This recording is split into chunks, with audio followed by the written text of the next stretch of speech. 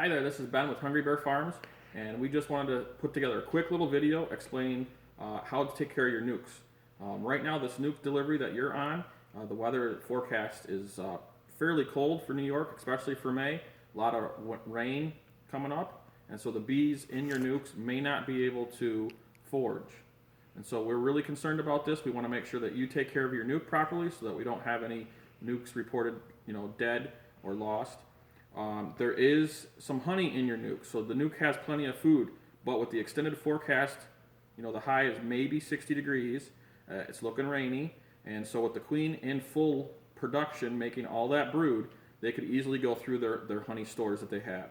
And so it's very important for you to take care of your nuke properly and to keep them going, and part of this is going to be feeding. So with the colder weather coming up, certain feeders aren't going to work with your nuke.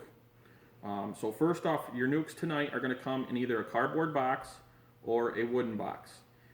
If you get the wooden boxes, they're going to have a feeder hole already, and in the hole will be a jar lid that you can remove and use with any mason jar, so you can make your 1-to-1 sugar syrup and put that right in and put it right at the top of your wooden nuke, and the bees will be able to feed. Now, we only have a limited number of them, and they don't tend to hold the bees very well for transportation, so we're probably going to give out those to people who have pickup trucks and things like that.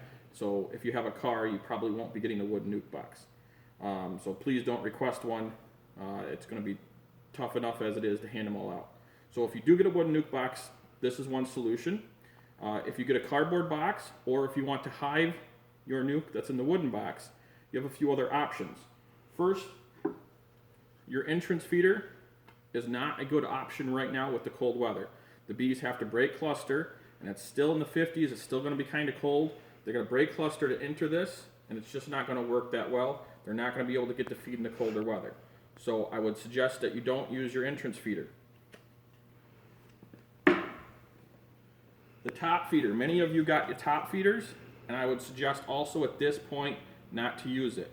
This is very unusual weather for May. Both the entrance feeder and the top feeder normally under normal May weather temperatures would have been a perfect solution. But for the next week, for the forecast, it's looking pretty chilly, and the bees again are going to have to break cluster to come up and get this syrup. And so this isn't going to be the best solution either. The best solution would be to use your inner cover. If you bought inner covers from us within the last year, they may have come with this round hole. This round hole is perfect for your entrance feeder jar lid. It fits it. So you can hide your nuke, put your feed right on top. If you have an empty box, you can put it on there with your telescoping top, and your nuke, which will cluster right in the center, will be able to access this feed.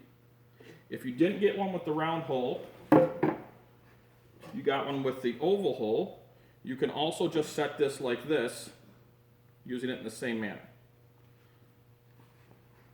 The other option that would be really good, we only have a few of these available for sale, they will be available tonight, as a frame feeder.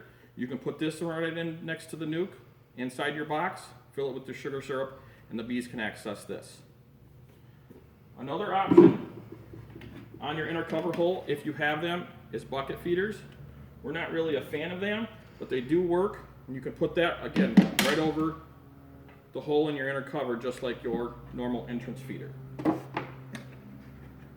Lastly, many of you might have gotten some sort of feed from us. If you got the pollen patties, it is recommended that you put that in there. It is good and nutritious for the bees, and they're going to need that to raise all their brood. However, there's not a high sugar content in this, so this won't take the place of honey when they run out. If you have winter patties left over, that's mostly sugar, you can use that. If you have a dead out, a hive that died in the winter, and there's frames of honey in that, you can supply them that with the nuke when you install it into your hive. So both those are still recommended to use. Also on our website, there is instructions on how to make winter sugar feed, so you can do that. We'll have some of this available tonight. We don't have a lot of the winter feed because we're coming out of the winter, but we do have plenty of the protein.